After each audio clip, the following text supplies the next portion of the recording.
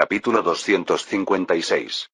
El hecho de que Roma ya no necesitara seda trajo consigo un impacto considerable. Esto se debía a que Roma había sido el mayor mercado de seda de Han durante los últimos años. La cantidad que pagaban por el té y la seda era, literalmente, comparable a una gallina de los huevos de oro. Si Roma cortaba la importación de seda ahora que las finanzas no eran abundantes, esto podría causar una situación grave. Además, el problema no terminaba ahí. El informe había llegado tan precipitadamente que no se transmitió correctamente, pero Roma no había suspendido solo la importación de seda. También había reducido la importación de té a más de la mitad. Liu Shi, que ya estaba preocupado por las finanzas, dirigió su mirada hacia el Dasinong, encargado de administrar los impuestos y el grano. El rostro de este hombre, equivalente al ministro de Finanzas en términos modernos, ya estaba completamente sombrío. Si esos romanos reducen sus importaciones, ¿cuánto impacto tendrá en las finanzas imperiales? Su Majestad, es que... Está bien, dime la verdad. Otros altos funcionarios también esperaban ansiosamente a que el Dasinong hablara. Finalmente, después de completar un cálculo aproximado en su mente, el Dasinong mordió sus labios varias veces y apenas pudo soltar las palabras. Es muy desfavorable. Desde la época del emperador anterior, Roma ha estado dando al imperio una cantidad considerable de oro y plata a cambio de la seda y el té que se llevan. A veces también nos daban una cantidad equivalente de azúcar. Naturalmente, a medida que aumentaron las finanzas, el consumo también aumentó constantemente durante varios años. Si esto se reduce ahora, el resto era fácil de imaginar sin necesidad de escucharlo. Naturalmente, la mirada afilada de Liu Shi se dirigió al eunuco que controlaba a los funcionarios. ¿Qué han estado haciendo hasta que Roma mostró tales movimientos? Ante esta reprensión para la que no había defensa, Honggong y Sichuan se arrodillaron casi simultáneamente en el suelo. Nuestra atención estaba centrada en el resultado de la guerra y no vigilamos adecuadamente lo que debíamos. Lo lamentamos profundamente. Enviaremos inmediatamente a un emisario para averiguar los detalles.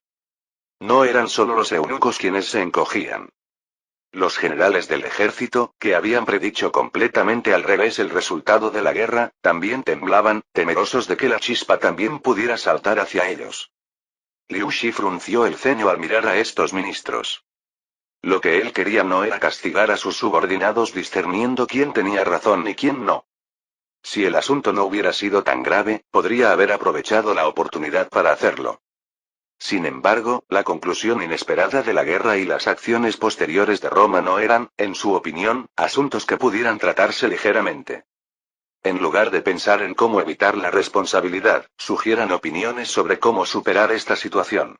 Ya he dicho que no buscaré responsabilidades por lo que ha ocurrido hasta ahora. Pero si solo se preocupan por protegerse y no responden adecuadamente, tendrán que asumir claramente la responsabilidad por esa pérdida.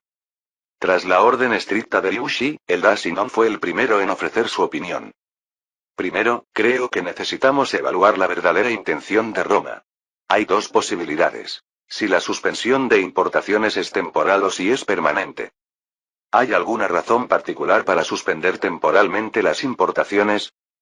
La seda y el té claramente entrarían en la categoría de artículos de lujo. Roma acaba de terminar una guerra, por lo que podrían estar en una situación donde reducen el consumo de lujos y se centran en la reconstrucción. Me parece poco realista que hayan logrado producir en masa tanto la seda como el té, no solo uno. Ya veo. Esa podría ser una posibilidad. La distancia entre Roma y Han es tan grande que la comunicación no puede realizarse fluidamente. Si esta suspensión de importaciones fuera solo una medida temporal, aunque el impacto sería grande, quizás no sería algo tan preocupante. Por supuesto, también debemos considerar la posibilidad de que hayan tenido éxito en el desarrollo y la producción en masa. En ese caso, naturalmente, esta situación continuaría, por lo que sería necesario volver el presupuesto a su estado anterior. ¿Qué tal si ellos cortan las importaciones, nosotros también cortamos las nuestras? Los comerciantes romanos también deben obtener bastante dinero de nuestro lado, ¿no? Uno de los ministros negó cautelosamente con la cabeza. Su Majestad, lamento informarle que eso no sería fácil. ¿Por qué? Porque el azúcar que importamos de Roma se distribuye como regalo por los tributos recibidos. De hecho, Fuyu ha pedido incluso que aumentemos la cantidad de azúcar, ofreciendo más artículos tributarios. Ya veo. El problema no es solo ese, Su Majestad. Hong Kong, que hasta ahora había estado inclinando la cabeza en silencio, intervino. Liu Shi giró la cabeza con cara de miedo a escuchar. ¿Qué más hay? Si realmente Roma ha tenido éxito en producir seda, esto solo puede significar que nuestra tecnología se ha filtrado. Aunque podrían haber obtenido hojas de té de alguna manera, la filtración de la seda es un problema realmente serio. Aunque Su Majestad ha dicho que no buscará responsabilidades por lo que ya ha ocurrido, en cuanto a la seda, es diferente. Debemos investigar cómo y dónde se produjo la filtración, y el traidor debe recibir un castigo equivalente al de alta traición. Y necesitamos revisar nuevamente el nivel de gestión general. Otros ministros también estuvieron de acuerdo con las palabras de Hong Kong. Liu Shi también simpatizaba hasta cierto punto. Esto se debía a que el método de producción de la seda era un secreto entre secretos, al que se prestaba especial atención para que nunca se filtrara a otros países. Por otro lado, no entendía cómo Roma había conseguido robar este secreto. Como dice Hong Kong, no es un problema que se limite solo a Roma. Debemos examinar la posibilidad de que la seda también se haya filtrado a otros bárbaros. Había tanto que considerar que le palpitaba la cabeza. Había pensado que al ascender al trono del Hijo del Cielo podría hacer cualquier cosa, pero estaba experimentando cada año que la realidad no era tan fácil. De repente se preguntó en qué situación estarían los dos emperadores que dirigían Roma. Quería saber si ellos, como él, estaban preocupados por problemas que surgían a diario o si vivían sin preocupaciones, embriagados por una era de paz y prosperidad. Deben tener preocupaciones. Incluso yo, el Hijo del Cielo de las planicies centrales, tengo tantos asuntos que atender. Dado que Roma incluso había librado una guerra contra los hunos, sus problemas, tanto internos como externos, deben ser graves. Por eso quizás habían perdido la capacidad de consumir seda o té. Esa tiene que ser la razón. Definitivamente tenía que serlo. La elección de intentar beneficiarse de la lucha entre dos bárbaros ciertamente no estaba equivocada. Aquellos que han sufrido una guerra a gran escala no pueden estar en mejor situación que nosotros. Si enfocamos desde esa perspectiva, tal vez surja una solución desde una dirección inesperada. Aunque era un deseo de Liu Shi mezclado con demasiada esperanza, ni siquiera él se daba cuenta de este hecho. A veces, no conocer la verdad puede ser una bendición. Tal era precisamente la situación actual de Liu Shi y la corte de la dinastía Han. Han envió una delegación lo más rápidamente posible para sondear las verdaderas intenciones de Roma. El responsable de la delegación era nada menos que Shi Xuan, uno de los eunucos que controlaban la corte imperial. Esto también era un indicio de que tanto Liu Shi como incluso los eunucos consideraban este asunto muy grave. La distancia desde la dinastía Han hasta Roma es increíblemente larga. Incluso sin ir directamente a la capital, Roma, no era un viaje que pudiera ignorarse. Aún así, afortunadamente, los emisarios pudieron descargar su equipaje en Ctesifonte, que había sido la capital de Partia, en lugar de Antioquía. Esto fue gracias a que Publius, quien estaba a cargo de las provincias orientales en lugar de Marcus, había establecido una base en Ctesifonte para la construcción de una nueva ciudad. Marcus, sabiendo bien que Antioquía decaería debido a un gran terremoto, ya no tenía intención de concentrar instalaciones allí. Por eso estaba dispersando la influencia de Antioquía entre varias ciudades vecinas. Ya había trasladado gran riqueza de Damasco, Ctesifonte y otros lugares, y estaba construyendo nuevas ciudades en lugares con buena ubicación para buscar un desarrollo equilibrado de la tierra. Entre estos, el área que recibía mayor atención era precisamente la región de Bagdad. Bagdad fue una ciudad en la historia original que, como capital de la dinastía Abbasí, disfrutó de una prosperidad no inferior a Changán de la dinastía Tang o Constantinopla del Imperio Romano de Oriente. Aunque Ctesifonte era actualmente la ciudad central de Mesopotamia, Marcus planeaba hacer prosperar la región de Bagdad y contrarrestarla naturalmente. Además, su ubicación era superior a cualquier otra ciudad de Oriente Medio. Primero, el río Tigris atravesaba directamente la ciudad y también estaba justo al lado del río Éufrates, lo que permitía llegar directamente a través de canales. Geográficamente, también estaba situada en el centro de las provincias orientales, lo que era ideal para representatividad. no había muchos lugares más óptimos para heredar el papel de Antioquía. Publius decidió llamar temporalmente a esta ciudad Marcópolis. La delegación de la dinastía Han llegó cuando la construcción de la nueva ciudad estaba en pleno desarrollo. Él recibió, al menos externamente, con gran hospitalidad a los emisarios que habían recorrido un largo camino. Han tenido un viaje arduo hasta aquí. Me disculpo porque, como hay grandes construcciones en marcha y no los estamos recibiendo en la capital, habrá muchas deficiencias. No es así. Al contrario, estamos simplemente felices de no tener que atravesar el desierto. Xishuan había investigado previamente el hecho de que Publius había visitado antes la dinastía Han como líder de una delegación. Considerando el tiempo necesario para el desarrollo y la producción en masa de la seda, si se había filtrado, solo pudo haber sido durante la visita de Publius. Por supuesto, no cometió la indiscreción de mencionar esta deducción. De todos modos, solo tendrían que negarlo, y quien quedaría en desventaja política sería él, por sospechar de otros sin fundamento. He oído que han venido por asuntos relacionados con el comercio, pero también teníamos algo que comunicarles, así que nos han ahorrado el esfuerzo viniendo ustedes. Quizás, ¿van a reanudar la importación de seda? Ah, lo siento, pero no es eso. Más bien, parece que reduciremos gradualmente la cantidad de importación en el futuro. Hace unos años descubrimos casualmente gusanos de seda adecuados para la producción de seda. Ahora la calidad está asegurada a un nivel satisfactorio, lo que nos permite ser completamente autosuficientes.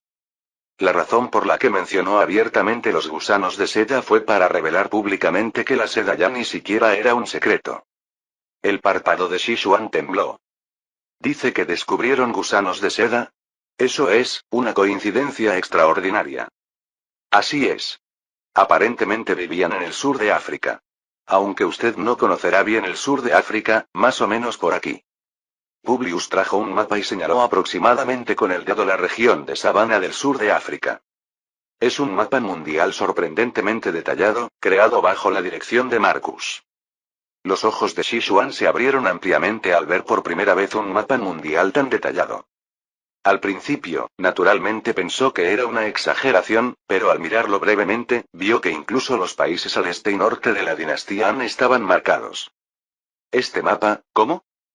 Ah, quizás sea nuevo para ustedes. Es un mapa mundial que los romanos vemos comúnmente. Ante esta mentira descarada, la mente de Xishuan se llenó de confusión.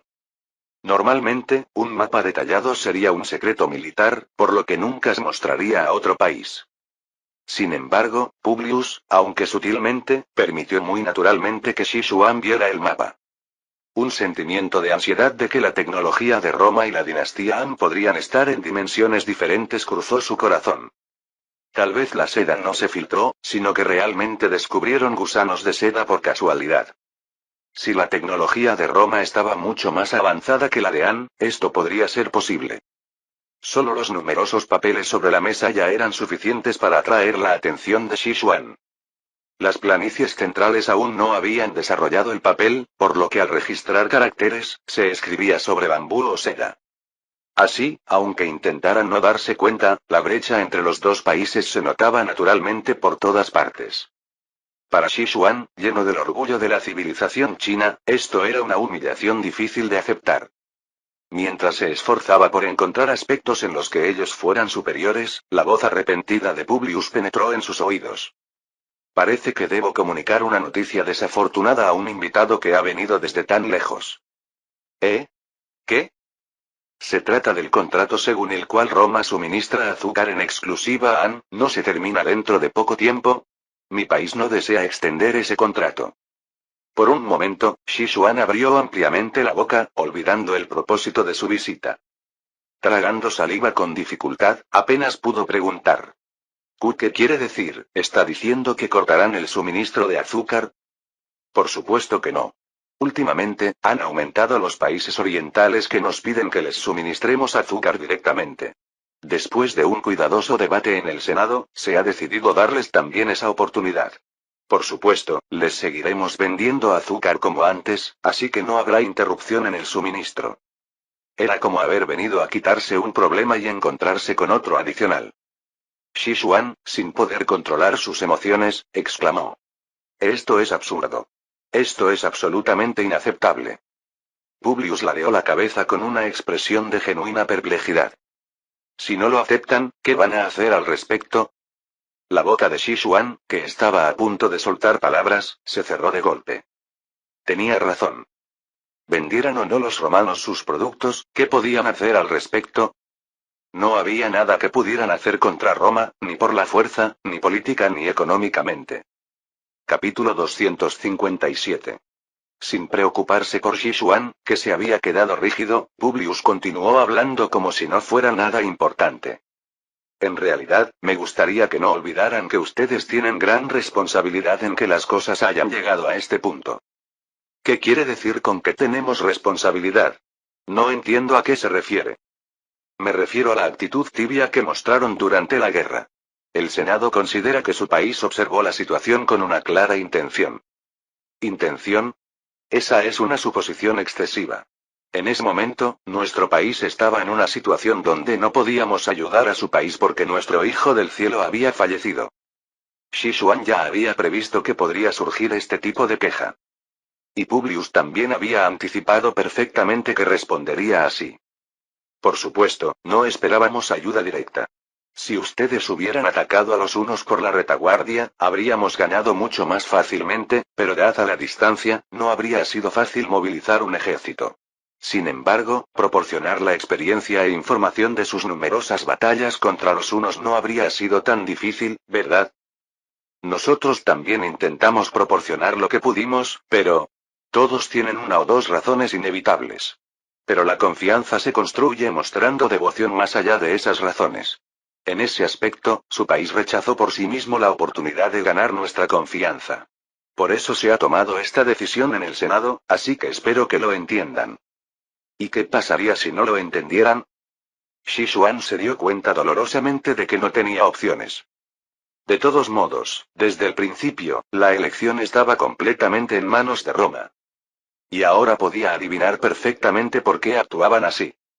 Qué mezquino, tomar represalias económicas porque no los ayudamos.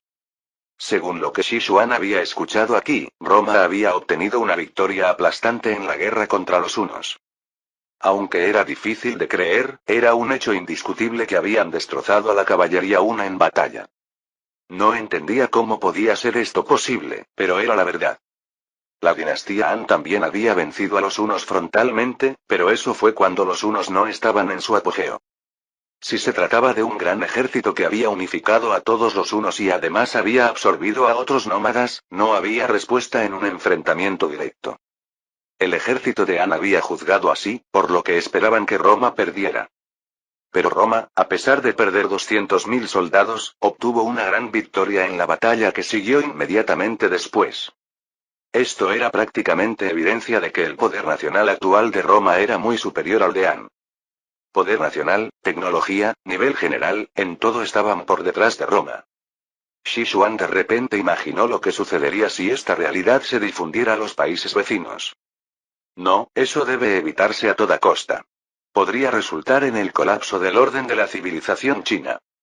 Incluso sospechó que Roma podría estar apuntando a eso al ofrecer comerciar directamente con los países vecinos. Pero poco después pensó que esta era una conjetura excesiva. Por muy grande y poderoso que fuera el país de Roma, al final no dejaban de ser bárbaros occidentales. ¿Cómo podrían ser expertos en la ideología china que mantiene el orden en las planicies centrales? Era una exageración demasiado grande pensar que actuaban así para socavar la autoridad del Hijo del Cielo. Más bien, mostrar tales preocupaciones podría conducir a la mala jugada de exponer sus propias debilidades. Xishuan, controlando desesperadamente su expresión, preguntó por última vez. ¿No hay posibilidad de que reconsideren su decisión? Esto no depende de mi voluntad.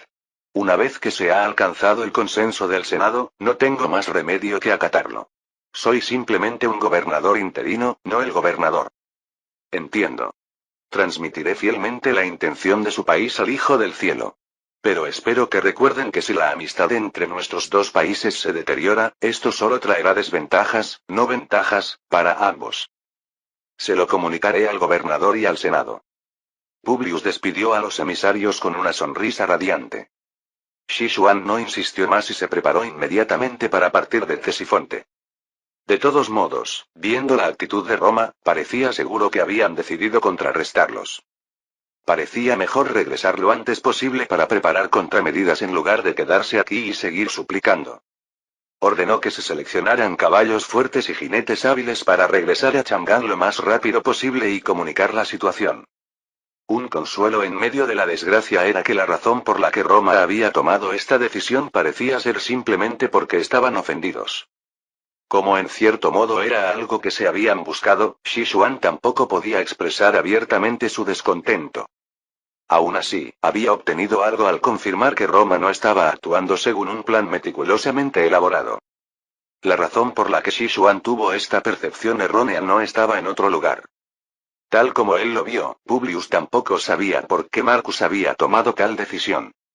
El hermano mayor no parece ver con buenos ojos a Anne, no puedo imaginar la razón. Publius murmuró mientras revisaba superficialmente los regalos que habían dejado los emisarios. De todos modos, están demasiado alejados geográficamente como para ser competidores, aunque sí pueden ser socios comerciales. Considerando los beneficios que normalmente se obtenían de la dinastía Han, habría juzgado más ventajoso aumentar el volumen de comercio. Por supuesto, si se pudiera comerciar con otros países de Oriente, tendría sentido hacerlo, pero para comerciar con ellos, habría que expandir más la ruta de la seda. Los únicos con los que se podría comerciar inmediatamente serían los reinos alrededor de la India. Bueno, mi hermano no habría hecho esto simplemente porque odia a la dinastía Han. Seguramente está mirando años en el futuro y dibujando un panorama más amplio. Aunque ahora no lo entendiera, con el tiempo se revelaría que el juicio de Marcus había sido correcto. Publius consideraba que aún le faltaba mucho para comprender las profundas intenciones de su hermano. Comenzará en unos días. ¿Soy el único de la familia que no participará? Su mirada, que parecía lamentar, recorrió el lejano oeste donde estaba Roma. Los demás miembros de la familia, incluida Julia, ya habían partido de Siria hace unos meses para tomar un barco hacia Roma. Incluso Cleopatra y Arsinoe estaban con ellos en esta ocasión. La regla no escrita de que un rey extranjero no podía entrar en la ciudad de Roma había perdido su efecto hace mucho tiempo. Esto se debía a que la propia línea de demarcación sagrada que delimitaba ese ámbito ya no existía. Es lamentable no presenciar un momento histórico que se recordará durante cientos de años, pero no hay remedio. La construcción de esta ciudad es igualmente importante. Publius, sacudiéndose la decepción, contempló la magnífica apariencia de la nueva residencia del gobernador que se estaba construyendo. Las próximas décadas traerían cambios más drásticos que los cientos de años que Roma había recorrido hasta ahora. Las palabras que Marcus había dicho antes comenzaban a tener sentido ahora. Los tiempos están cambiando. Las pruebas que lo demostraban aparecían sin cesar en Roma y en Oriente. Los romanos siempre están entusiasmados con los festivales y buscan entretenimiento. Especialmente los ciudadanos que viven en la península itálica, donde todo se está volviendo abundante. Después de terminar sus tareas diarias, la rutina habitual de los romanos era ir a los baños a jugar al ajedrez o reunirse en tabernas para jugar a las cartas. Incluso para los romanos, acostumbrados a diversos eventos, había algunos días especiales. Eran los juegos de gladiadores. Especialmente cuando no se trataba de competiciones comunes sino de grandes combates por un título, la multitud llenaba el Coliseo o el Marcus Campus. La gran competición que estaba por celebrarse no fue diferente. Para ser más precisos, una excitación sin precedentes cubría toda Roma. La competición que pronto tendría lugar no era un simple combate por un título. Era un torneo de campeones de cada región. Innumerables personas acudían a Roma para ver esta competición que se celebraba solo una vez cada 4 años. Además, esta vez no terminaría simplemente con la competición. El Senado había elegido el gran estadio como lugar para otorgar títulos honoríficos a Caesar y Marcus. La decisión se basaba en que más personas que en cualquier otro evento histórico acudirían, por lo que sería bueno realizar la ceremonia de entrega allí. Caesar, por supuesto, aceptó de buen grado. Marcus tampoco presentó objeciones. En consecuencia, la próxima competición de gladiadores adquirió el carácter de víspera de uno de los mayores eventos en la historia de Roma. Se enviaron invitaciones no solo a los países aliados, sino también a los dignatarios de las provincias. Incluso el gran estadio construido por Marcus no podía acomodar a todos los espectadores, por lo que se erigieron varias torres temporales. A pesar de ello, los asientos no eran suficientes, por lo que se agregaron competiciones de emergencia para extender forzosamente los días del evento. A medida que se acercaba la fecha, dignatarios de todas partes llegaban sucesivamente a Roma. Marcus planeó hacer de su entrada a Roma un evento en sí mismo. Los ciudadanos observaban con curiosidad a los poderosos que se reunían de todas partes. Los primeros en llegar fueron los jefes de Galia y Britania. Caesar incluyó deliberadamente a Vercingetorix, un héroe popular, en el desfile para atraer la aclamación de los romanos. Los ciudadanos aplaudieron generosamente a Vercingetorix, quien entraba vistiendo armadura romana junto a los jefes galos. Después, entraron en orden los miembros de la realeza del norte de África, Kush, Aksum y Nabatea. Un punto en común entre ellos era que, aunque todos vestían sus propios trajes tradicionales, estaban acompañados por senadores que habían entrado en el Senado romano. Esto no era muy diferente de la intención de Caesar. Era una intención de atraer la bienvenida de la gente enfatizando el hecho de que eran amigos de Roma. Por otro lado, los romanos sentían orgullo al ver a los altivos miembros de la realeza extranjera vistiendo sus trajes tradicionales. Era una oportunidad para sentir directamente que el prestigio de Roma se extendía por todo el mundo. El gran final lo protagonizó Egipto. Cleopatra y Arsínoe, vestidas como faraones de Egipto con vestimentas tan lujosas que hacían girar la cabeza, atrajeron la atención de muchos romanos. Su belleza, ahora en pleno apogeo, también tuvo un papel importante. Cleopatra, considerando la posición de Marcus, deliberadamente no incluyó a sus hijos en el desfile. Pero en Roma ya se había extendido ampliamente el rumor de que la faraona de Egipto era la mujer de Marcus. Sin embargo, nadie culpaba particularmente a Marcus por ello. Después de todo, en la percepción de los romanos, las dos faraones, en el mejor de los casos, no eran más que concubinas de Marcus, no sus esposas. La presencia de Julia, hija de Caesar y considerada la reencarnación de Venus, no era inferior a la de las reinas de Egipto, un país mucho más débil que Roma. La forma en que Cleopatra y Arsínoe mostraban respeto a Marcus durante la ceremonia de bienvenida también se ajustaba a la percepción de los romanos. El solo hecho de que las faraones de Egipto, que antaño reinaron como reyes del mundo, mostraran una actitud respetuosa ante un romano, era suficiente para deleitarlos. Por mucho que sean reinas de Egipto, no pueden moverse libremente frente al señor Marcus. Por supuesto. Aunque sean reinas, se dice que Egipto es prácticamente una provincia del señor Marcus. ¿Qué pasaría si un hijo del señor Marcus heredara el trono de Egipto? ¿Se convertiría Egipto en territorio romano? No sé, ¿sucedería así? Caesar, observando a la multitud de ciudadanos que murmuraban, mostró una sonrisa satisfecha en su rostro. Susurró con voz tan baja que solo Marcus, a su lado, podía oírlo. Mañana comenzará la ceremonia. Así será. Hasta llegar aquí, el camino ha sido largo y a la vez corto. Marcus asintió con una leve sonrisa hacia Arsínoe, que se mantenía respetuosamente con las manos juntas frente a él. Caesar le dirigió una broma. ¿Cómo te sientes ahora que estás a punto de convertirte en rey? Era un susurro que no podían oír otros oídos. Marcus sonrió levemente y respondió. Rey. Suegro, nosotros no somos simplemente eso.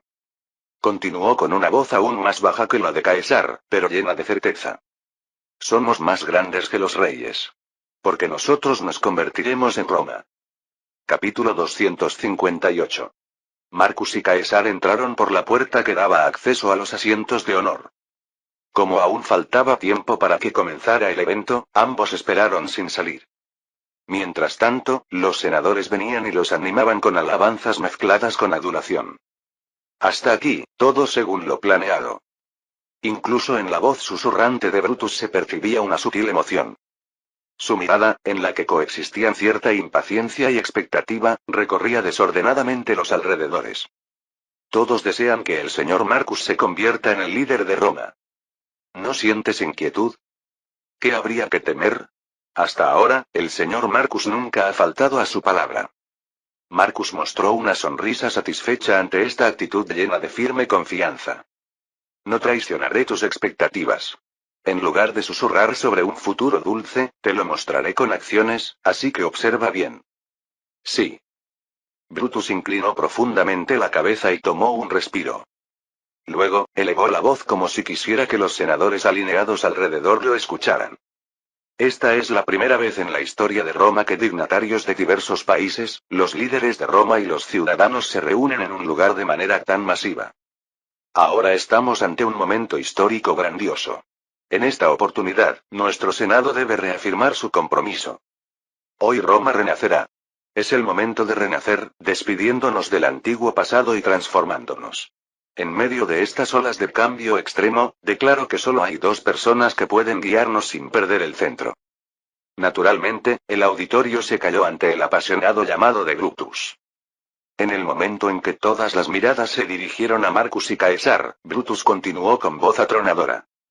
Solo el gran Marcus y Caesar, y nadie más, pueden cargar con esta inmensa tarea. Debemos estar agradecidos por esta fortuna. Porque podemos observar de cerca cómo dos grandes genios establecen los nuevos cimientos de la República. Correcto. Brutus lo ha dicho claramente. La sala de honor se llenó instantáneamente de gritos de todas direcciones. Cuando el ambiente estuvo completamente maduro, Marcus entró al interior del gran estadio acompañado de los senadores. La escena de numerosos senadores siguiéndolo parecía la procesión de un rey. No era una metáfora. Literalmente, no sería exagerado decir que era un rey. Pero curiosamente, ningún senador pensaba así. Esto se debía a la presencia de Brutus. Brutus, quien más que nadie se había opuesto a la monarquía y había abogado por la defensa de la República, ahora apoyaba a Marcus más fervientemente que nadie. Aunque la influencia política de Brutus no era extraordinaria, su simbolismo seguía siendo válido. Si un Brutus así abiertamente lideraba proclamando a Marcus como defensor de la República, ¿quién podría dudar? Por supuesto, Brutus no actuaba así porque Marcus lo hubiera engañado. Él había escuchado las verdaderas intenciones de Marcus y sabía cómo se desarrollarían las reformas futuras. Para controlar las olas de transformación que asolarían Roma en el futuro, se necesitaba un poder cercano a la dictadura. De lo contrario, era muy probable que Roma se autodestruyera porque el sistema no podría mantenerse al día con el desarrollo social.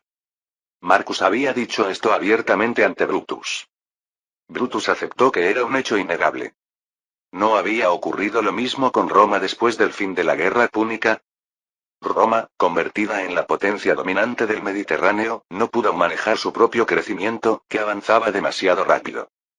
Como resultado, surgieron todo tipo de problemas sociales y la realidad era que, incluso después de 100 años, no había aparecido una solución adecuada. Según Marcus, los cambios futuros no serían solo de ese calibre. Brutus se sintió como si hubiera entrado en otro mundo cuando vio la imprenta que Marcus le mostró. Le dijo que en solo 10 años, tales objetos parecerían normales en Roma. Con su perspectiva, Brutus ni siquiera podía imaginar cómo sería Roma entonces. Solo el señor Marcus puede guiar a la República para que persista por milenios. Brutus estaba convencido de que ese era el único camino para que Roma prosperara. Una vez que tomó esa decisión, su anterior debilidad desapareció como por arte de magia.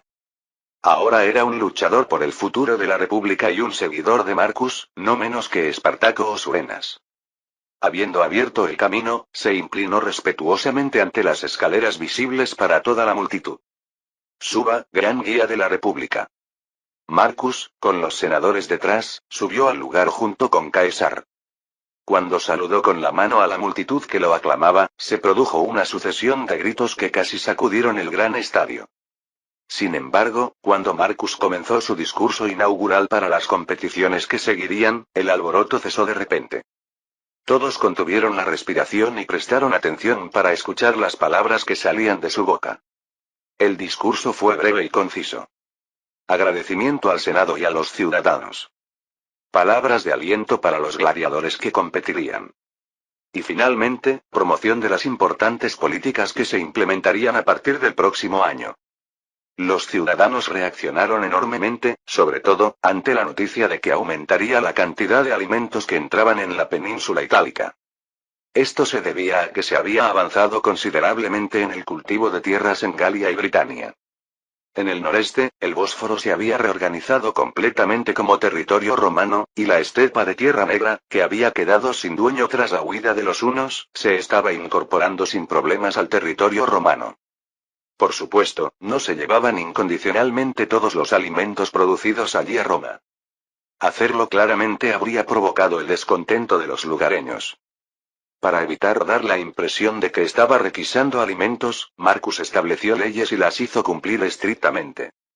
La esencia de la ley era que los alimentos exportados debían ser excedentes de producción en tiempos normales, y solo en caso de hambruna severa en Italia se aplicarían excepciones. Actualmente, era un período excepcional en el que la tasa de aumento de la producción era mucho más rápida que la tasa de crecimiento de la población, por lo que quedaba un excedente. Con todo avanzando tan cómodamente como un barco con viento favorable, Marcus se sentó con expresión despreocupada. Caesar también disfrutó de la sensación de liberación después de mucho tiempo, interactuando con los ciudadanos y disfrutando de la competición de gladiadores. El entusiasmo de los ciudadanos era tan intenso que, incluso sentados uno al lado del otro, tenían que comunicarse por escrito porque no podían oírse. Cuando Marcus estaba a punto de escribir lo siguiente en el papel, surgió un apoyo aún mayor que el anterior. Parecía que había comenzado el evento principal de hoy. Gracias por su paciencia. Finalmente, después de una larga competición, estamos en la recta final. ¿Quién será el gladiador más fuerte de Roma, no, del mundo entero? Por favor, den un caluroso aplauso a los dos campeones que han llegado a este punto sin ser eliminados. El campeón de Hispania, Lionelus Messius. ¿Eh? Al oír el nombre del gladiador, Marcus dejó escapar involuntariamente un sonido de sorpresa. Cuando Caesar le dirigió una mirada interrogante, sonrió tímidamente, negó con la cabeza y escribió su respuesta en el papel. No es nada. Solo me pareció un nombre que había escuchado antes. Dado que dicen que es el gladiador más destacado recientemente, naturalmente habrás oído hablar de él en algún lugar. Dicen que su habilidad es bastante impresionante. Con el apoyo explosivo del público, un gladiador de baja estatura entró cómodamente en la arena. Luego, respondiendo a la voz fuerte del presentador, los guías en las gradas recitaron la misma frase. A continuación, el campeón de Dalmacia. Lucius Modricus hace su entrada. ¿A quién sonreirá la diosa de la victoria? La atención de Marcus se dirigió naturalmente hacia el enfrentamiento de gladiadores que de alguna manera le resultaban familiares, como si los hubiera visto u oído hablar de ellos en algún lugar.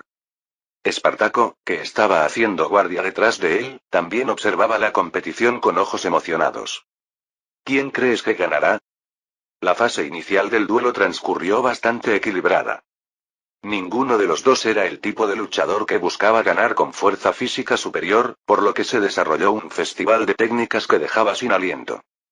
Tras las reformas de Marcus, las competiciones de gladiadores habían reforzado su carácter de entretenimiento, y las luchas también tendían a buscar el espectáculo. Quizás por esta razón, el duelo entre estos dos hombres, que habían alcanzado la cúspide de la técnica, era una sucesión de espectacularidad que casi parecía una película de artes marciales. Espartaco, que había estado observando el duelo que continuaba sin un resultado definitivo, finalmente habló. Parece que ganará Messius, el de Hispania. El resultado fue como Espartaco había predicho. Después de una batalla increíblemente larga y sangrienta, la espada de Messius rozó la cintura de Modricus. A continuación, una limpia patada giratoria de Messius impactó en la barbilla de Modricus, que se tambaleaba. Messius, que parecía haber agotado toda su energía, jadeó, levantó su arma hacia las gradas y rugió. Siguiendo su espada, los puños de todos los espectadores se elevaron hacia el cielo. Messius. El gladiador más fuerte del mundo. ¡Ah! Dios de los gladiadores. Messius. La final se desarrolló de manera espléndida, sin lugar a dudas. Marcus salió personalmente a la arena para entregar el trofeo de campeón con una águila grabada a Messius, quien había ascendido como dios de los gladiadores. Si hubiera sido una competición de gladiadores normal, aquí habría concluido, pero hoy era diferente. No sería exagerado decir que el verdadero evento principal apenas comenzaba ahora. Cientos de senadores se alinearon alrededor de Marcus y Caesar, que ya estaban en la arena. Los reyes y nobles de varios países también se pusieron de pie en sus lugares para mostrar respeto. Piso y Brutus, que habían sido seleccionados como representantes del Senado para pronunciar discursos de felicitación, dieron un paso adelante y dirigieron palabras de elogio a sus líderes. Primero, Piso se acercó con una corona de laurel y la colocó respetuosamente sobre la cabeza de Caesar. Oh gran hombre que ha conquistado Galia, Britania y Germania, y ha salvado a la patria de las manos de los hunos. A ti, que también eres el sumo sacerdote de Roma, el Senado te otorga el título de vicario de los dioses como muestra de gratitud y respeto.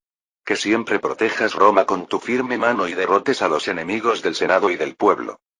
Acepto con gusto esta honorable responsabilidad. Cuando Caesar se puso de pie con la corona de laurel, los líderes de varios países y los ciudadanos aplaudieron con todas sus fuerzas y gritaron vítores. A continuación era el turno de Marcus. Brutus, que se acercó con una corona de laurel, inclinó respetuosamente la cabeza y comenzó a hablar. El Senado ofrece elogios a ti, grande y digno de recibir honor. Ante Mesopotamicus, quien ha pacificado Partia, Arabia y todo el oriente, incluso las feroces tribus de los hunos no eran más que un grupo miserable de bandidos. No solo has derrotado a los enemigos de Roma, sino que, recibiendo la sabiduría de los dioses, también has hecho que la vida de los romanos sea más próspera que nunca. Y esta gracia seguirá extendiéndose por todo el territorio de Roma, donde se podría encontrar un patriota más dedicado a Roma. Por ello, el Senado te alaba en reconocimiento de tus méritos. Alabanza y honor para Marcus Mesopotamicus, primer ciudadano y el mejor romano. Me esforzaré aún más en el futuro para no ser indigno de este honorable título. Cuando Marcus se puso de pie con la corona de laurel, los vítores, que parecían no poder ser más intensos, aumentaron aún más. El sonido de pies golpeando, que hacía temer que el gran estadio realmente pudiera derrumbarse, se extendió por toda la ciudad de Roma. Marcus había dicho la verdad. Él no era un rey. Era un ser más honorable y valioso que un rey. El único e incomparable gran hombre entre todos los romanos. Ese era el primer ciudadano y el mejor romano, Marcus Crassus. Capítulo 259. Cleopatra, guiada a sus aposentos, respiró profundamente. Era como si un aroma fresco y fragante tocara la punta de su nariz. Había dicho que crearía una nueva fragancia, ¿ya está cerca de completarla? Durante su estancia en Roma, Cleopatra y Arsínoe se alojarían en un pabellón anexo de Marcus. Como en Antioquía, sentía paz al pensar que dormiría en un lugar que había sido tocado por él. Era un poco incómodo, considerando que ya no tenía edad para ser llamada una joven enamorada. Jeje. Aunque no había nadie alrededor, se cubrió apresuradamente la boca cuando la risa se le escapó involuntariamente. No podía mostrar una actitud despreocupada como Arsínoe, pues perdería la dignidad como faraona. Necesitaba consolidar firmemente su posición durante su estancia en Roma. Pensando en esto, Cleopatra se puso de pie. Aunque había sido invitada como dignataria, tenía muchos asuntos que atender, a diferencia de otros. Dado que Roma estaba experimentando grandes cambios, Egipto tampoco podía permanecer igual que en el pasado. Había traído a varios funcionarios egipcios para esta invitación. Deseaba que observaran bien el avanzado sistema romano y obtuvieran lo que pudieran. Además, debía contener apropiadamente a su hermana menor, cuya cabeza aún estaba en las nubes, para que no actuara excesivamente, y también vigilar que sus hijas, que ahora mostraban un profundo interés en todo, no causaran problemas. Al mismo tiempo, debía analizar buenas políticas e instituciones que pudieran aplicarse a Egipto. Realmente necesitaría varios cuerpos para hacerlo todo. En su corazón, quería aferrarse a Marcus y escuchar sus sabias opiniones sobre política, incluso si significaba pasar la noche en vela. Siendo tan sabio, seguramente podría darle consejos beneficiosos para Egipto durante varias noches. Sin embargo, no quería molestar más a alguien que prácticamente debía ocuparse de todo en Roma. Últimamente parece estar aún más ocupado, me pregunto cómo quiere guiar al mundo. El gran barco llamado Roma ya había zarpado hacia el océano. Sin embargo, incluso para alguien con la inteligencia de Cleopatra, el destino no era visible.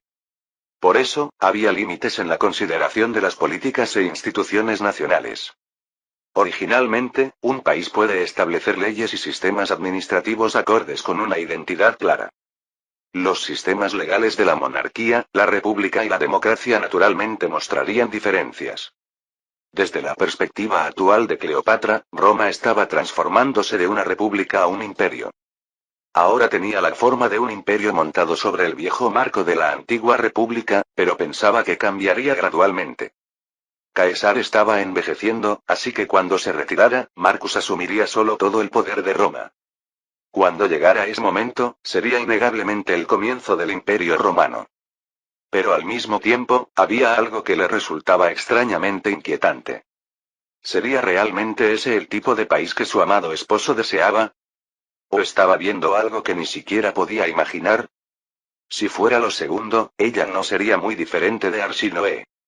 Julia parecía saber algo, pero incluso ella no lo comprendía todo perfectamente. A veces es difícil estar junto a un hombre demasiado sabio. Se sentía un poco herida en su orgullo por no poder guiar al hombre, sino apenas seguir sus pasos. Tal vez sería mejor simplemente admirar los movimientos de Marcus sin pensar demasiado, como Arsinoe. De todos modos, sea cual sea la forma, debo seguir el juicio que él tome. Acarició amorosamente la cama que Marcus había elegido personalmente para ella, murmurando. Pero me pregunto qué tipo de país realmente quiere crear. Sería bueno si me diera alguna pista. ¿No es una especie de prueba para que lo deduzca por mí misma? No hubo respuesta al soliloquio de la reina. Los dos gobernantes, que habían recibido los grandiosos títulos de vicario de los dioses y mejor romano, estaban recostados en silencio en los sillones de su despacho. Como muestra de la difícil batalla que habían librado hasta hace unos minutos, sobre el escritorio se apilaba una cantidad aterradora de documentos. A pesar de haber distribuido la mayor cantidad posible de trabajo entre los funcionarios, se había acumulado tanto que requería la revisión y aprobación del máximo responsable.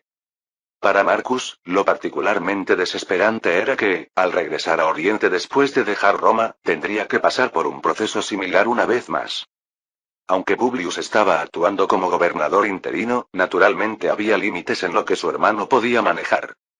Por supuesto, en cuanto a reformas estructurales, él mismo debía intervenir directamente. En su corazón, deseaba dejar los asuntos de Roma a Caesar y pasar tiempo con sus adorables hijas que estaban creciendo. Ya hemos descansado lo suficiente, continuamos con el trabajo.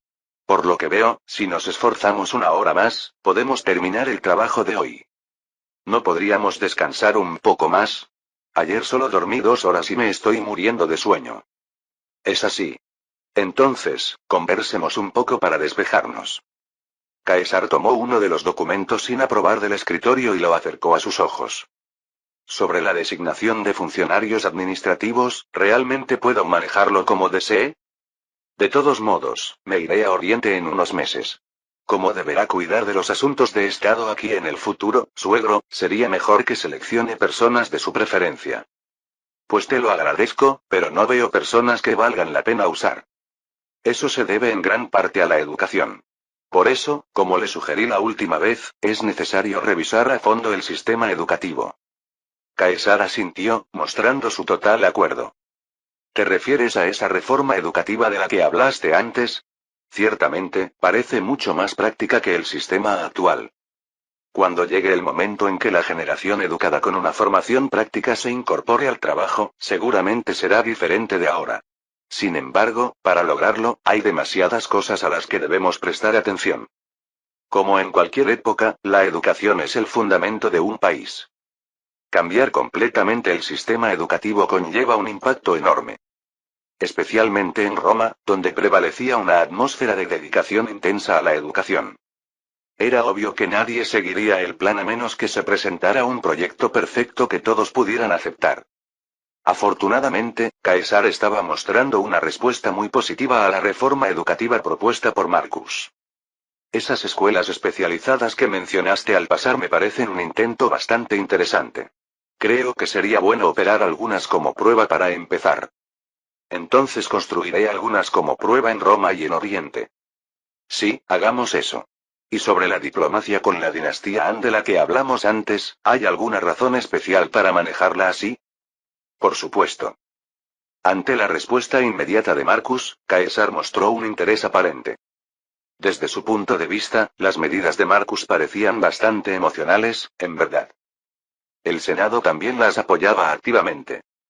Incitar a las masas era literalmente tan fácil como tragar sopa fría.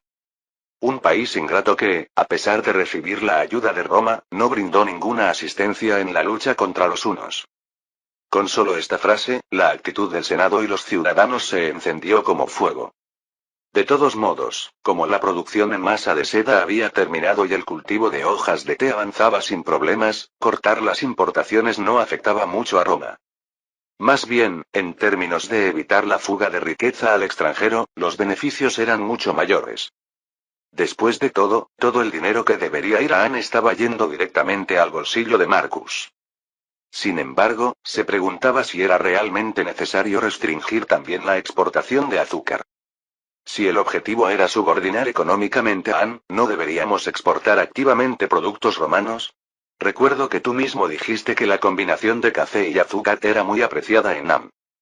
No se trata precisamente de una restricción. Más bien, estamos permitiendo que los productos que se proporcionaban exclusivamente a Anne ahora estén disponibles para otros países. Recuerdo que estábamos disfrutando de ganancias bastante sustanciales como compensación por esa exportación exclusiva. Me preocupa que al diversificar las rutas de exportación, los beneficios disminuyan. No importa si disminuyen un poco. De todos modos, estamos desarrollando activamente nuevos productos para exportar. En unos años, las ganancias aumentarán incontrolablemente. Más bien, deberíamos ocuparnos preventivamente del sector financiero para evitar efectos secundarios inesperados. Aunque dejó de lado sus preocupaciones ante la fuerte confianza de Marcus, aún quedaba una duda. ¿Acaso piensas que Anne podría convertirse en una amenaza para Roma en el futuro? Por supuesto que no. Anne es una luna que ya se está poniendo. Por mucho que se esfuerce, no puede hacer nada contra Roma. Sin embargo, si consideramos un futuro lejano, podría convertirse en un adversario bastante molesto. Ni siquiera Caesar podía adivinar cuán lejano era ese futuro al que Marcus se refería. A veces, Marcus hablaba con total naturalidad sobre el futuro de cientos de años, o incluso 1000 años después, y parecía que ahora también lo hacía en ese contexto. Ahora más o menos entiendo. ¿Quieres cortar el brote de lo que podría convertirse en un competidor en el futuro? Pero en ese caso, ¿no sería más efectivo mantenerlos económicamente dependientes primero y luego cortar esa dependencia? Como estamos haciendo ahora, parece que les estamos dando la oportunidad de recuperarse. No es importante si cortamos o no el sustento de la dinastía Han ahora mismo. Tampoco me interesa particularmente. Pero si los aplastamos ahora, no podrán ejercer poder incluso en un futuro lejano. Marcus sonrió levemente y negó con la cabeza. Era natural que, por muy sabio que fuera Caesar, no pudiera comprender las intenciones de Marcus en este aspecto. No había remedio. A diferencia de Marcus, que conocía todo el flujo de la historia, Caesar no dejaba de ser un ser humano que vivía en la época actual. Además, era irrazonable esperar que Caesar, ignorante del orden oriental centrado en las planicies centrales, entendiera las palabras de Marcus. El Hijo del Cielo, centro de An, no es simplemente un concepto de rey. Si tuviéramos que buscar conceptos similares aquí, sería como el Shansa de Persia o el faraón de Egipto. Considerando la particularidad de Oriente, deberíamos verlo como algo con el impacto combinado de esos dos. Ya veo. Caesar era definitivamente diferente a una persona común. Con solo esa explicación, parecía haber captado más o menos la intención de Marcus. No tiene sentido hacer caer a An. Un nuevo país surgirá y ocupará ese lugar, proclamándose el Hijo del Cielo de las planicies centrales. Entonces, ¿qué tal si debilitamos el poder nacional de las planicies centrales y permitimos que pueblos extranjeros lo ocupen? Con nuestro apoyo, parece bastante posible. Tampoco serviría. Es similar a cuando Alejandro conquistó Egipto y ascendió al trono de Faraón. Incluso si los hunos resurgieran, conquistaran An y establecieran un nuevo país, también se proclamarían Hijo del Cielo. Aunque conquisten a los Han, solo serán absorbidos por el orden supranacional que estos han establecido. Caesar, como si finalmente entendiera, golpeó su rodilla y abrió mucho los ojos. Ya veo. ¿Lo que intentas hacer es desacreditar el concepto del Hijo del Cielo? ¿Qué pasaría si el Hijo del Cielo ya no fuera sinónimo del centro del mundo y gobernante de todo bajo el cielo? Naturalmente, los futuros conquistadores no tendrían razón para proclamarse Hijo del Cielo. Era similar a cómo Marcus no se obsesionaba con el título de faraón. Mi objetivo es que todos los países orientales se den cuenta de que An ya no es el centro del mundo. No falta mucho. Aunque estén muy lejos, los rumores siempre circulan, y pronto lo sabrán. Marcus añadió una frase con una sonrisa triunfal. Sabrán alrededor de qué está girando el mundo ahora. Capítulo 260. César finalmente aceptó delegar completamente a Marcus la respuesta de Roma hacia An. Si fuera India sería diferente, pero el país de An, ubicado más al este, era en realidad un territorio desconocido incluso para César, y la verdad es que hasta ahora tampoco tenía gran interés en él. Por lo que veía, el plan que Marcus estaba desarrollando parecía requerir desde varias décadas hasta quizás un siglo para completarse. Como él mismo no viviría para ver los resultados, confiaba en que Marcus sabría manejarlo adecuadamente. Por supuesto, la razón principal era que César no tenía el tiempo suficiente para dedicar su entusiasmo a un país tan lejano como An. Bien, ahora que hemos terminado todos los asuntos del día, tomemos un descanso. Justo cuando Marcus estiraba los hombros y estaba por levantarse de su asiento, escuchó voces llamándolo desde afuera. Las miradas de ambos se dirigieron hacia Espartaco, quien estaba montando guardia a un lado. Él inclinó ligeramente la cabeza mientras observaba a los visitantes inesperados. Se escuchaba la voz enérgica de una mujer y la voz algo tímida de un hombre. Con que ahí estaba, parece que Sofía lo tenía capturado. Pensé que había huido porque odiaba el papeleo. Aunque identificó inmediatamente quién había llegado, fingió no saberlo hasta que Espartaco lo reportara oficialmente. Durante las horas de trabajo oficial, no era un buen ejemplo omitir procedimientos solo porque se conocieran. Señor Marcus, han llegado la señorita Sofía y Octavio. Acabamos de terminar nuestros asuntos, diles que pasen. Tan pronto como dio su autorización, Sofía entró con pasos rápidos. A diferencia de Octavio, quien la seguía con una sonrisa incómoda en su rostro, Sofía se acercó a Marcus con una brillante sonrisa. Padre, ¿ya terminaste tu trabajo? Sí, parece que tú también has terminado tus clases de la mañana. ¿Te estás adaptando bien a Roma? Aunque intentó mantener una expresión seria, la comisura de sus labios no dejaba de temblar incontrolablemente. Como todos estaban tan acostumbrados a ver cómo se transformaba completamente ante su hija, nadie reaccionó de manera particular. Sofía se sentó pegada a Marcus y sacó la lengua al ver la enorme pila de documentos sobre el escritorio. «Wow, ¿procesaste todo esto durante la mañana?» «Por supuesto. Si no lo hiciera, tendría menos tiempo para tomarte contigo». Jejeje. Marcus le devolvió la sonrisa a su hija, que parecía encantada. Sentía que el dolor acumulado por la excesiva carga de trabajo desde el amanecer se derretía como la nieve. ¿Será por esto que dicen que los trabajadores, sin importar lo cansados que estén, olvidan su fatiga cuando ven a sus hijas recibiéndolos al volver a casa? Mientras Octavio observaba nerviosamente desde atrás, se acercó tímidamente e inclinó la cabeza con cautela. Debería haberlo ayudado, lo siento mucho. Es que la señorita Sofía no me dejó ir después de terminar sus clases de la mañana. No importa. Si gracias a ti esa niña se divirtió, eso es suficiente.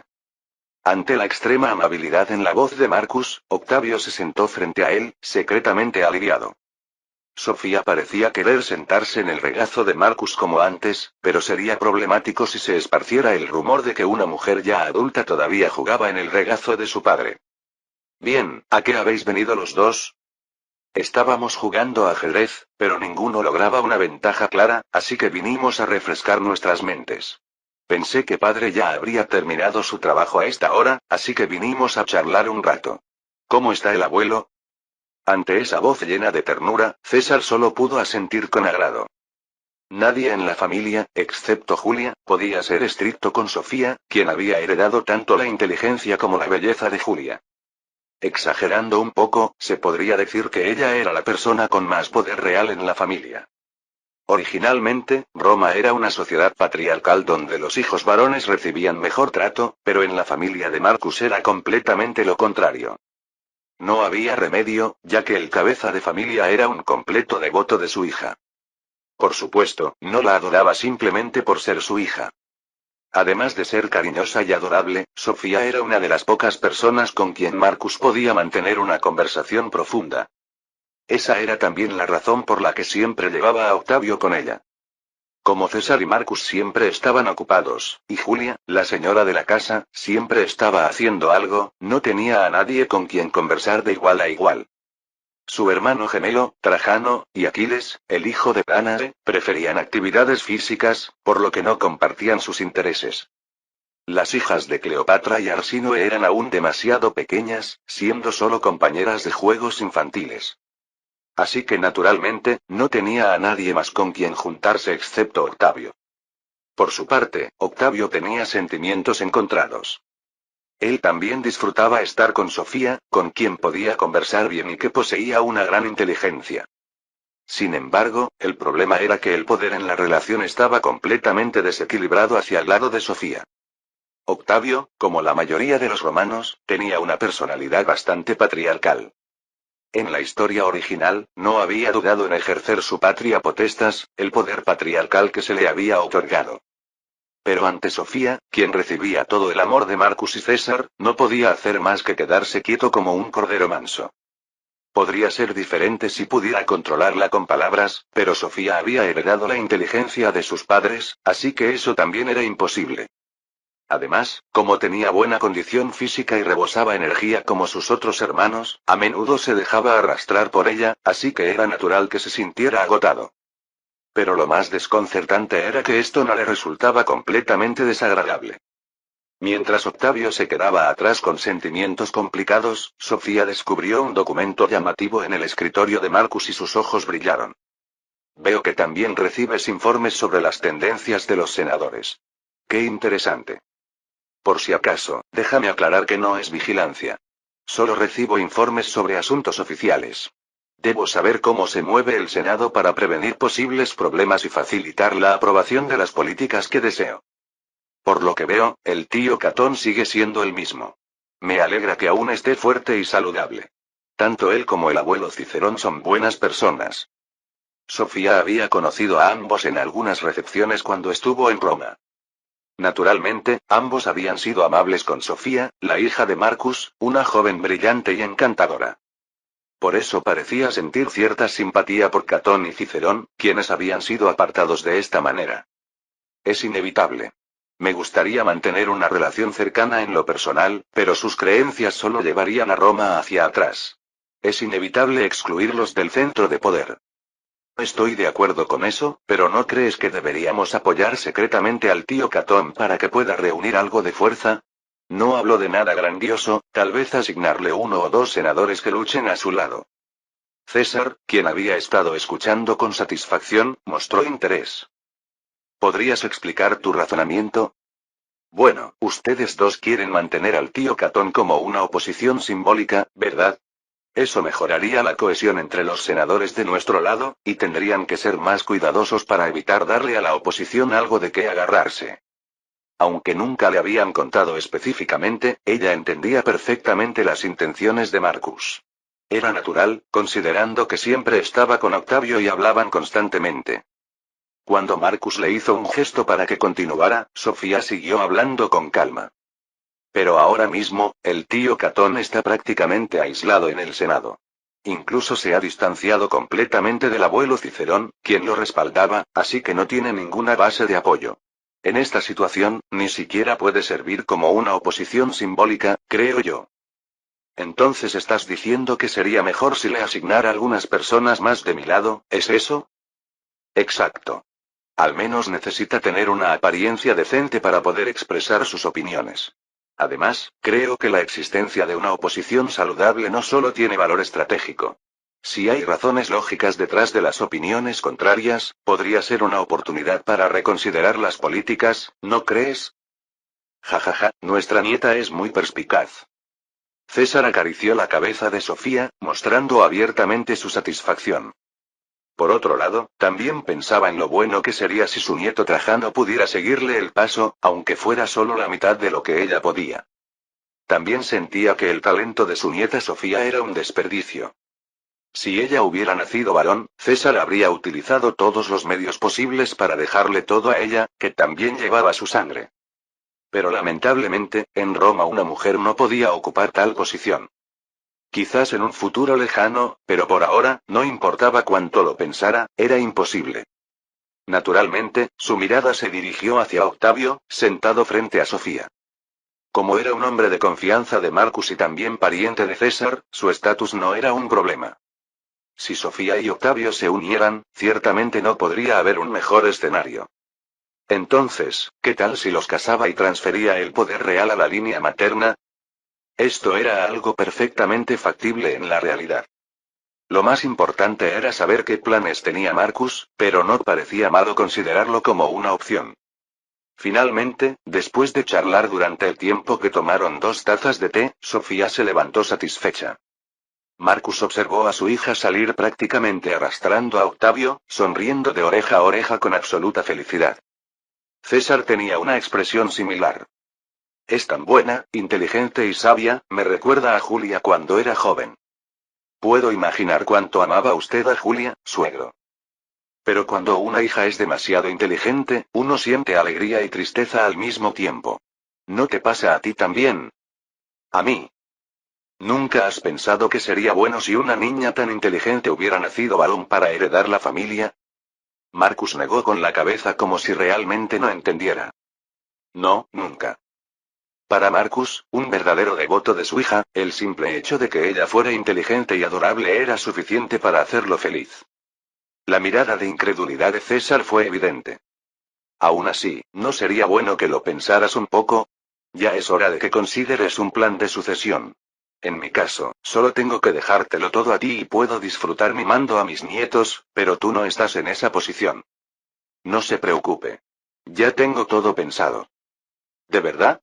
¿Podría escuchar tu sabia opinión entonces? Sofía es mucho más inteligente que Trajano. Siempre ha sido así desde pequeña, y en el futuro, él ni siquiera podrá rechistar ante su hermana. Y si Octavio está a su lado, será aún más así. Pero quien se convertirá en el cabeza de familia será Trajano. Esa no es una buena situación. Sofía podría acumular resentimiento por su parte. Y si se combinan las habilidades de ambos, existe una posibilidad suficiente de que empujen a Trajano y concentren el poder en Octavio, ¿no crees? Si tal situación iba a ocurrir de todos modos, quizás sería mejor apoyar a Sofía y Octavio desde el principio. No era difícil entender la intención de César. Marcus también había examinado numerosas posibilidades una por una, considerando cuál sería el plan de sucesión ideal. Aún hay tiempo, así que no he limitado las posibilidades a un solo escenario. Casualmente, mi próxima cita está relacionada con el tema del que estamos hablando, ¿qué tal si continuamos la conversación allí? La próxima cita debe ser. Sí. Es la ceremonia de inauguración de la Academia Militar. Tengo que dar un discurso al estudiante de ingreso con mejores calificaciones. Veamos, ¿su nombre es? Marcus hizo una pausa deliberada antes de continuar. Marcus Vipsanius Agripa. Fin del capítulo 260.